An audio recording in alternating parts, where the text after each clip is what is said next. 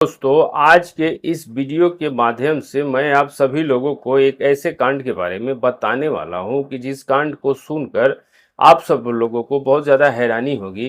दरअसल दोस्तों, एक लड़का, जिस लड़के की अगर मैं उम्र की बात करूं तो लगभग 22 से 23 साल के करीब लड़के की उम्र थी और लड़के का नाम आर्यन था। दोस्तों, ये लड़का जो है वह भी कुछ दिन पहले अपने माँ के साथ अपने मौसी के घर पर चला जाता है और वहां जाने के बाद दोस्तों, इस लड़के का जो मन है वह अपनी मौसी की खूबसूरती को देख करके विचलित हो जाता है। और जैसे ही रात्रि का समय होता है और जब ये लड़का अपनी माँ और अपनी मौसी के साथ एक ही कमरे में सोता है, तो दोस्तों मैं आप सभी लोगों को बता दूं कि इस आर्यन नाम के लड़के ने अपनी माँ को मौसी समझकर अपनी माँ के साथ एक ऐसा कांड किया कि जिस बारे में जब आप सुनिएगा ना, तो मैं सच बता रहा हूँ, आपके पैरों तले से जमीन खिसक जाएगी। आखिरकार दोस्तों क्या क्या हुआ, कैसे हुआ, ये जो सारी घटना है मैं आप सभी लोगों को विस्तार से बताने वाला हूँ। इसलिए दोस्तों, आप सभी लोगों से मेरी रिक्वेस्ट है कि वीडियो में आगे बढ़ने से पहले वीडियो को लाइक करके चैनल को सब्सक्राइब जरूर कर लीजिएगा। और दोस्तों, वीडियो को पूरा कंप्लीट जरूर देखिएगा। और दोस्तों, यदि आप वीडियो को कंप्लीट देखिएगा तो शायद पूरी घटना विस्तार से आपके समझ में आ जाएगी। तो चलिए बिना देरी किए हुए और आज आपका समय ना बर्बाद करते हुए आज की ये सच्ची घटना की शुरुआत करता हूँ। दोस्तों, इस सच्ची घटना की शुरुआत होती है उत्तर प्रदेश से। दोस्तों, इसी उत्तर प्रदेश के अंदर एक पिचरौल गांव पड़ता है, यानी कि दोस्तों एक पिचरौल नाम का गांव पड़ता है। और इसी पिचरौल गांव की रहने वाली सरोज देवी दोस्तों एक बहुत ही गरीब महिला होती है। सरोज देवी के घर में बहुत ही ज़्यादा गरीबी होती है। अब वह अपने गरीबी को दूर करने के लिए मैं आप सभी लोगों को बता दूं कि इस महिला ने अपने घर में अपने घर का खर्चा चलाने के लिए लगभग 10 से 15 बकरियां खरीद लेती है। यानी कि अपने घर का गुजारा करने के लिए ये सरोज देवी जो है वह 10 से 15 बकरियां खरीद लेती हैं। और अब इसके बाद इन बकरियों का देखभाल करना शुरू कर देती हैं और रोज इन्हें जंगल में चराने के लिए ले जाया करती है। दोस्तों, मैं आप सभी लोगों को बता दूं कि सरोज देवी हर रोज सुबह करीबन 10 बजे के आसपास जमींदारों के खेत की तरफ चली जाया करती थी और जैसे ही बकरियों का पेट भर जाया करता था तो इसके बाद ये महिला अपनी बकरियों को लेकर अपने घर पे वापस आ जाया करती थी। सरोज देवी के पति अनिल कुमार की लगभग 6 साल पहले एक सांप के काटने के कारण जो सरोज देवी का पति था वह इस दुनिया को छोड़कर हमेशा हमेशा के लिए चला गया था। जिसके कारण दोस्तों सरोज देवी जो थी वह एक विधवा महिला हो चुकी थी। सरोज देवी के घर में कमाने वाला इसका पति अनिल कुमार ही था जो कि इसको छोड़ के हमेशा हमेशा के लिए चला गया था। अब उसके बाद जैसे तैसे करके ये महिला अपने पूरे परिवार को संभाल लेती है, जो पूरे घर की जिम्मेदारी जो होती है वह अपने कंधों पे उठा लेती है। दोस्तों, मैं आप सभी लोगों को बता दूं कि सरोज देवी के परिवार में इसका एक देवर भी होता है जिसका कि नाम प्रताप सिंह होता है। प्रताप सिंह दोस्तों पेशे से एक ड्राइवर था, यानी कि दोस्तों वह ट्रक वगैरह गाड़ी वगैरह चलाया करता था। और ये जो प्रताप सिंह था, मैं आप सभी लोगों को इसके बारे में एक और बात बता देता हूँ कि पैसे तो ये अच्छा कमाया करता था, यानी महीने में लगभग 30 से 35 हजार रुपया कमा लिया करता था। लेकिन दोस्तों वह उन सारे पैसों को अपनी भाभी को नहीं दिया करता था। दोस्तों, मैं आप सभी लोगों को बता दूं कि धीरे धीरे सही समय बीतने लगता है और दोस्तों मैंने आपको एक बात नहीं बताई कि सरोज देवी के परिवार में इसका एक एकलौता बेटा भी होता है जिसका कि नाम दोस्तों जयदेव सिंह होता है। अब दोस्तों जो ये जयदेव सिंह जो था वह लगभग करीबन 8वीं कक्षा में अपनी पढ़ाई किया करता था। जयदेव पढ़ाई लिखाई में काफ़ी तेज और होशियार शुरू से ही था। जयदेव अपनी माँ को हमेशा यही बात कहता था कि माँ मैं बड़ा होकर के एक फौजी बनूंगा। लेकिन दोस्तों जयदेव की किस्मत में कुछ और ही बनना लिखना होता है। यानी आगे चल करके जयदेव एक ऐसी बड़ी घटना को अंजाम देने वाला था जिसके बारे में किसी को कुछ भी कानो कान भनक तक नहीं थी। अब सरोज देवी के घर के ठीक सामने एक ऑटो ड्राइवर भी रहा करता था और इस ऑटो ड्राइवर का नाम प्रेम कुमार सिंह होता है। प्रेम कुमार ऑटो रिक्शा चलाने का काम किया करता था। प्रेम कुमार जितने भी ऑटो रिक्शा चला के कमाया करता था वह सारे पैसों को शराब और शबाब यानी कि उल्टे सुलटे कामों में ख़त्म कर दिया करता था। यानी कि पता नहीं वह क्या क्या काम करता था और जितने भी पैसे कमाता था वह दोस्तों सुबह होने से पहले ख़त्म कर दिया करता था।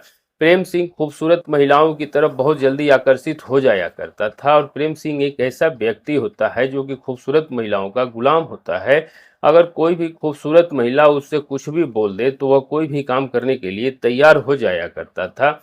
अब मैं आप सभी लोगों को बता दूं कि धीरे धीरे ऐसे ही समय बीतने लगता है और यह जो दोस्तों सरोज देवी का जो यह देवर था, ये दोस्तों देवर की अभी तक शादी नहीं हुई थी, लेकिन जैसे जैसे उसके पास पैसे आने लगते हैं, जैसे जैसे वो थोड़ा पैसे वाला हो गया, तो आखिरकार दोस्तों जो ये सरोज देवी का जो देवर है जहाँ पर ये ट्रक चलाया करता था, वहीं पे एक लड़की पसंद कर लेता है और दोस्तों वहीं पे लड़की पसंद करने के बाद वह उसी लड़की से सरोज का देवर जो है वह शादी भी कर लेता है। और शादी करने के बाद सरोज देवी का जो ये देवर प्रताप सिंह है, यह अपनी पत्नी को लेके अपने घर पे रहना शुरू कर देता है।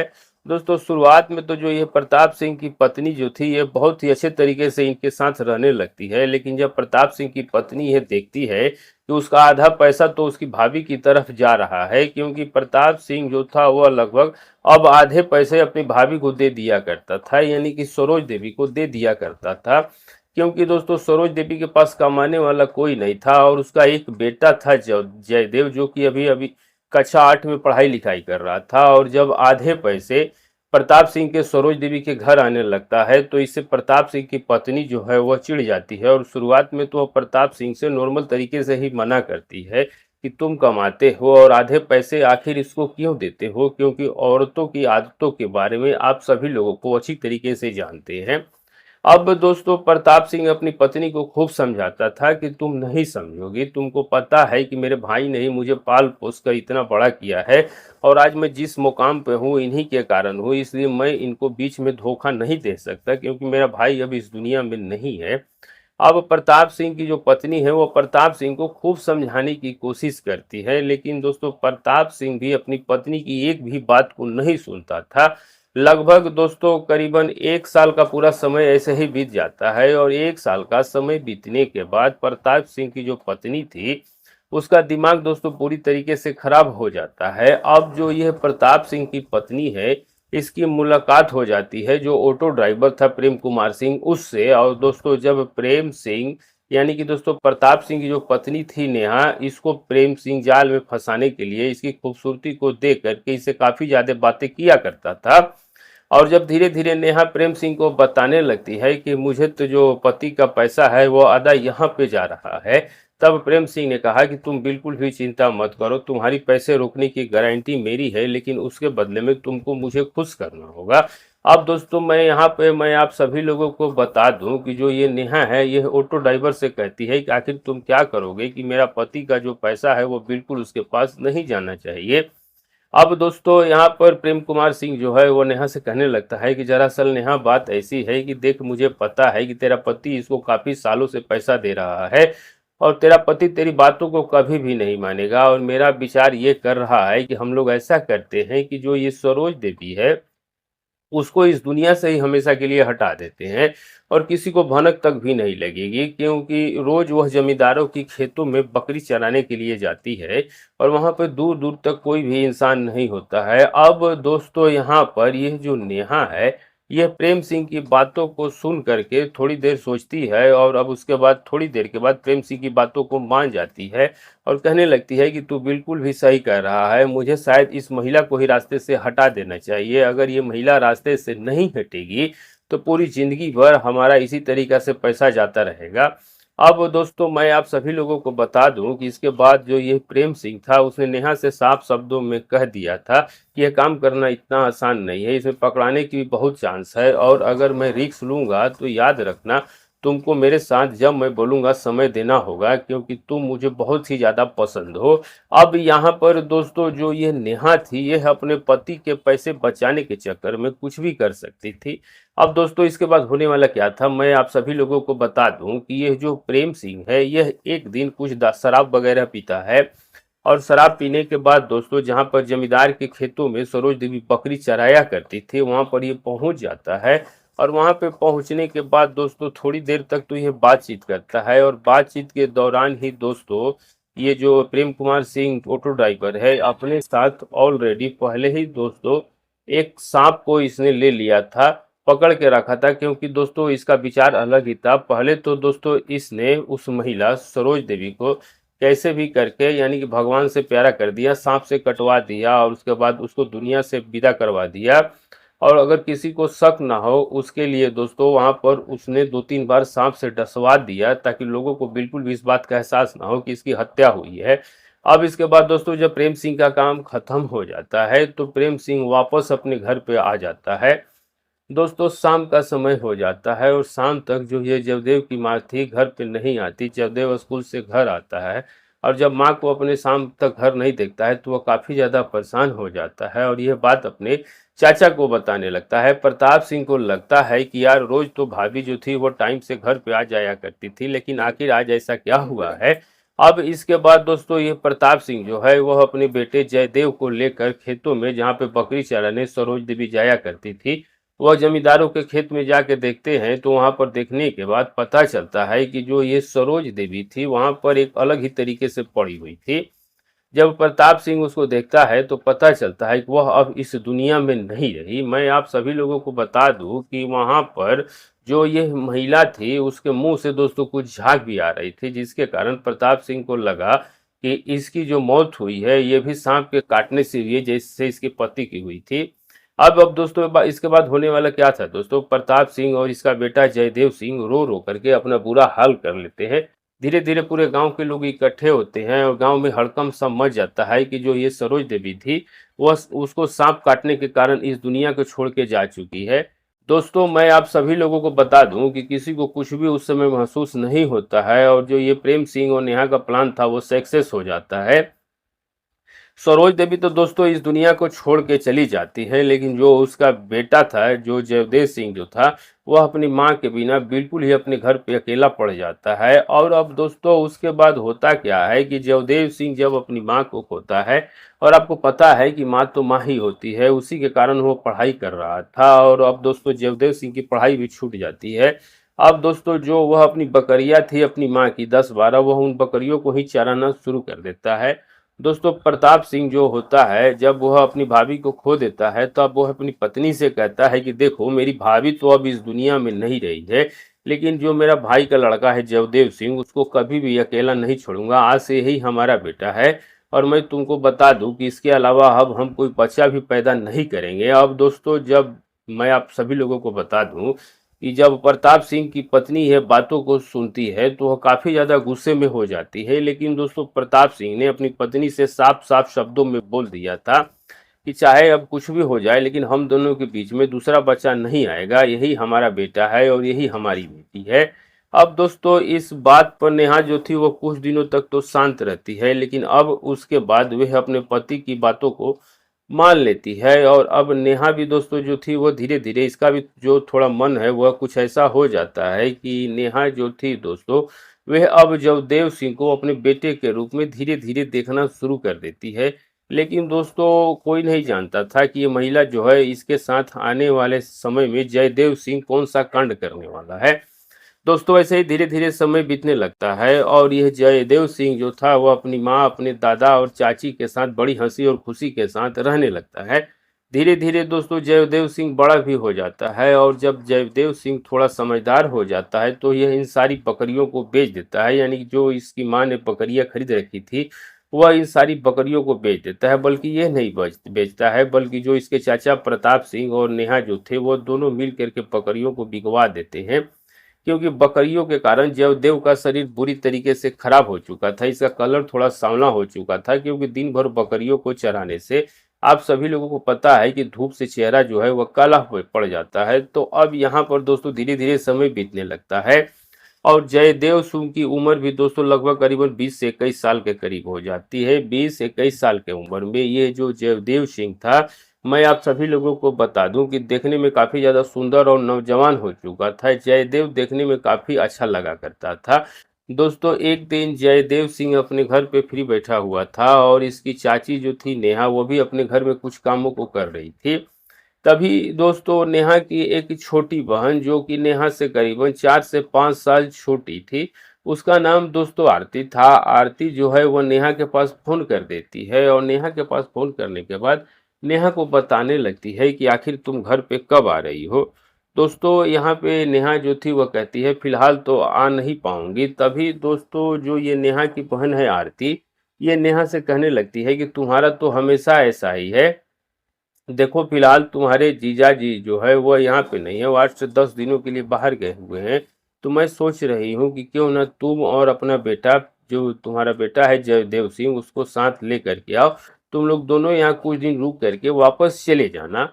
अब दोस्तों नेहा जब अपनी बहन की बातों को सुनती है तो थोड़ी देर तो नाटक करती है, लेकिन उसके बाद नेहा कहती है कि मैं अभी पूछ के बताती हूँ जयदेव सिंह से कि क्या वह आना चाहेगा या नहीं आना चाहेगा। तभी दोस्तों नेहा जयदेव सिंह के पास जाती है और जयदेव सिंह से कहने लगती है, इस तरीके से तुम्हारे मौसी का फोन आया है और वह हम दोनों को अपने घर पे बुला रही है लगभग 7 से 8 दिनों के लिए। अब यहाँ पे जयदेव सिंह बड़ा ही खुश हो जाता है और कहता है कि चाची इसमें पूछने की कौन सी बात है, मैं तो जाने के लिए तैयार हूँ। तुम बोलो तो मैं आज ही चलता हूँ। अब इसके बाद नेहा भी अपनी बहन आरती से कहती है कि ठीक है हम लोग कल सुबह वहां पर आ जाएंगे। अब दोस्तों इतनी बातें हो जाने के बाद जो ये बहन का फोन दोस्तों ये महिला काट देती है। दोस्तों फोन कटने के बाद दूसरे दिन लगभग सुबह करीबन 8:30 बजे का समय हो रहा था। नेहा ने जो भी नॉर्मल तरीके से अपना घर का काम सारा निपटा लिया था। घर में ऐसा कोई बड़ा काम भी नहीं था और फिलहाल दोस्तों जो नेहा का पति प्रताप सिंह था वह भी घर पे नहीं था, क्योंकि दोस्तों वह ट्रक को लेकर कहीं दूर शहर में गया हुआ था जहां से उसको आने में 8 से 10 दिन लगने वाला था। अब नेहा सोचती है कि जब तक पति आएगा तब तक हम लोग घूम के आ जाएंगे। अब दोस्तों करीबन 8:30-9 बजे के आसपास अपने घर पे नेहा ताला लगा करके ये जो लड़का था जयदेव सिंह, इसके साथ गाड़ी में बैठ करके अपने बहन के घर को चल देती है। दोस्तों जब जयदेव सिंह अपनी चाची को गाड़ी में बैठाकर अपने मौसी के घर पर ले जाता है, मौसी के घर का जो रास्ता था दोस्तों वह काफी ज्यादा खराब था। यानी आधे रास्ता तो बिल्कुल ठीक था, सड़क थी, लेकिन आधे रास्ते में काफी सड़क पत्थर वगैरह कहीं ऊंच नीच ऐसा रास्ता था जिसमें गाड़ी में 1 से 2 सवारी बैठने के बाद बड़ा ही मुश्किल होता था चलाने में, और गाड़ी चलेगी तो पूरी तरीके से हिलेगी। दोस्तों मैं आप सभी लोगों को बता दूं, जब नेहा और जयदेव सिंह दोनों ही जाते हैं गाड़ी पे और जब रास्ता खराब आता है तो पूरी तरीके से जब गाड़ी हिलती है तो नेहा बार बार जयदेव सिंह से टच हो रही थी। यानी कि दोस्तों नेहा जो थी वो जयदेव सिंह से जब टच हो रही थी तो जयदेव सिंह को भी काफी ज्यादा अच्छा महसूस हो रहा था।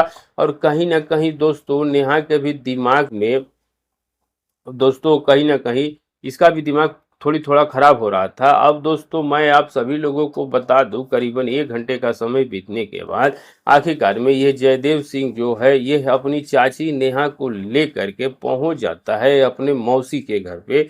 अब जैसे ही दोस्तों ये अपनी मौसी के घर पे पहुंचता है, और जब ये अपनी मौसी आरती के घर पे जिंदगी में पहली बार गया था, और जब यह जा करके वहां अपनी मौसी को देखता है तो मौसी को देखने के बाद जयदेव सिंह का दिमाग जो है वह खराब हो जाता है। क्योंकि दोस्तों जो ये आरती जो थी नेहा की बहन, वो काफी ज्यादा खूबसूरत महिला थी और उसकी खूबसूरती की जितनी भी तारीफ करे उतनी ही कम है। क्योंकि दोस्तों वह एक ऐसी महिला थी कि जिसको कोई अगर एक बार देख ले तो दोस्तों उसको हर बार देखने का मन करेगा, ऐसी वो खूबसूरत महिला थी। और जब जयदेव सिंह की नजरें अपनी मौसी पे पड़ती हैं तो जयदेव सिंह अपनी मौसी की खूबसूरती को देख करके अपनी मौसी का दीवाना हो जाता है और अपने दिमाग में ये बात बैठा लेता है कि चाहे कुछ भी हो जाए लेकिन मैं अब अपने मौसी के साथ ये सब काम करके रहूंगा।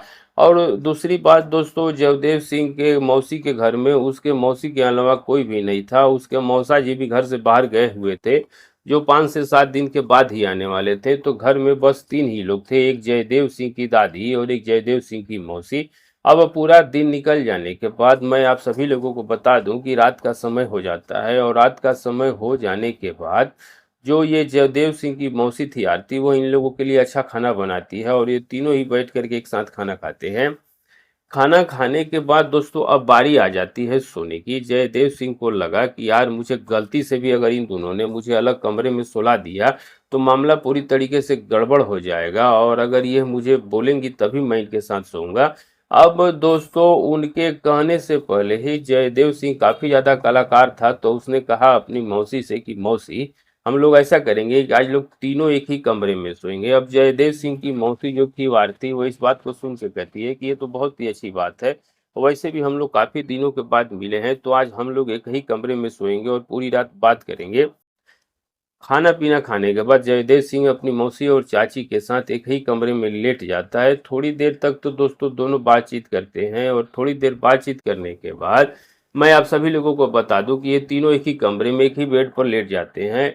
अब दोस्तों मैं आप सभी लोगों को एक बात बता दूं, पहला दिन होता है तो जो जयदेव सिंह जिस साइड सो रहा था उसी साइड मौसी सो रही थी, यानी ये जहाँ सो रहा था तो यहीं पर बगल में ही मौसी सो रही थी। तो उसको लगा कि यार पता नहीं मेरी मौसी मेरे बारे में क्या सोच रही है, और अगर गलती से मैंने मौसी को टच कर दिया और मौसी बुरा मान गई तो मामला गड़बड़ हो जाएगा, लेने के देने भी पड़ सकते हैं। तो यहाँ पर जो ये लड़का है जयदेव सिंह डरता डरता अपने मौसी को छूने की कोशिश करने लगता है।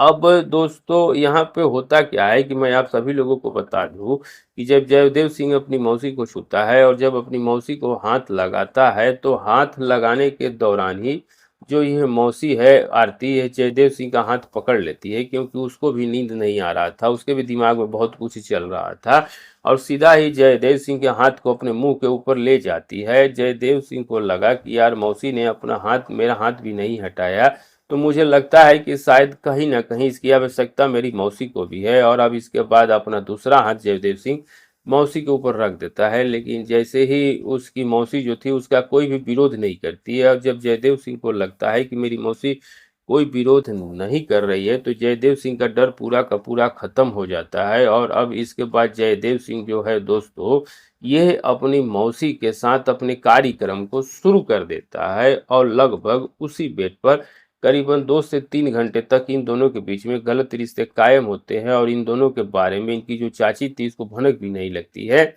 जब इन दोनों का मन संतुष्ट हो जाता है तो ये लड़का अपनी मौसी के बगल में सो जाता है।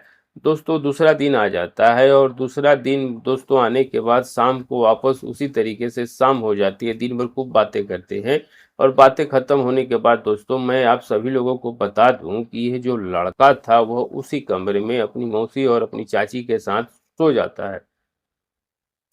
और अब जैसे ही दोस्तों रात्रि के करीबन 12 से साढ़े 12 का समय होता है तो उस दिन यह लड़का वहां पर एक दिन बहुत बड़ी घटना को अंजाम देने वाला था। दरअसल दोस्तों होता क्या है कि जो ये लड़का जयदेव सिंह था उस दिन क्या करता है कि सोता तो अपनी मौसी के बगल में ही है, क्योंकि उसको पता था कि मौसी बगल में ही सोई है, कमरे की लाइट ऑफ थी, और रात्रि का जैसे ही समय हुआ तो धीरे से जो इसकी मौसी आरती थी वे अपनी बहन की तरफ चली जाती है, और जो नेहा जो थी वो आरती की तरफ चली जाती है। और इस बात का अंदाजा इस लड़के को बिल्कुल भी नहीं था, क्योंकि दोस्तों जयदेव सिंह एक करवट से सो रहा था, और जब इन दोनों ने अपनी साइड चेंज की तो जयदेव सिंह को बिल्कुल भी पता नहीं चला इस बारे में, क्योंकि दोस्तों वह तो इसलिए सो रहा था कि ताकि चाची को उसको लगे कि वह सो गया है, लेकिन उसको ये नहीं पता था कि मामला उलट गया है। और जैसे ही 12 से 1 बजे का समय होता है और जयदेव सिंह को लगा कि मेरी चाची ही बगल में मौसी ही सो रही है, और जैसे ही दोस्तों उसने मुड़ के मौसी को छुआ, जैसे ही दोस्तों जयदेव सिंह अपनी मौसी समझ के चाची को छूना शुरू कर देता है, तो कहीं ना कहीं जो ये जयदेव की चाची थी ये भी दोस्तों एक ऐसी महिला थी, क्योंकि दोस्तों उसने जयदेव सिंह के माँ को नहीं छोड़ा, तो आप सोच सकते हैं कि वो कितनी गिरी हुई महिला थी। वो अभी जयदेव सिंह का आदतों का बिल्कुल विरोध नहीं करती है, और जयदेव सिंह का हाथ अपने हाथ में स्वीकार कर लिया। और उसके बाद जयदेव सिंह को खुद पता था कि मौसी कुछ नहीं बोलेगी, उसको क्या पता था कि वो तो मौसी ही समझ रहा था, लेकिन उसको क्या पता था कि वो चाची है। और अब जयदेव सिंह सारी रात अपनी चाची के साथ गलत रिश्ते कायम करता है। जब इन दोनों का मन पूरी तरीके से संतुष्ट नहीं हो जाता है तो दोस्तों इस तरीके से मैं आप सभी लोगों को बता दूं कि एक लड़के ने चाची को मौसी समझ के ऐसा कांड किया। अब दोस्तों मेरे हिसाब से मैं आपको बताऊं इस लड़के ने जो कुछ भी किया था ये तो कुछ भी नहीं था, ये इस लड़के ने तो इस महिला के साथ गलत किया था।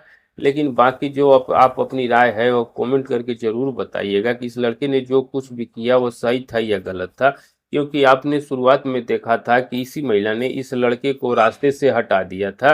इसके साथ जो हुआ मेरे हिसाब से तो सही हुआ था, लेकिन आप लोग कमेंट करके ज़रूर बताइएगा। और दोस्तों वीडियो बनाने का मेरा मकसद किसी की भावनाओं को आहत करना और ठेस पहुंचाना बिल्कुल भी नहीं होता है। मैं केवल इस वीडियो के माध्यम से केवल आपको यही समझाना चाहता हूं कि आज के समय में ऐसा भी हो रहा है।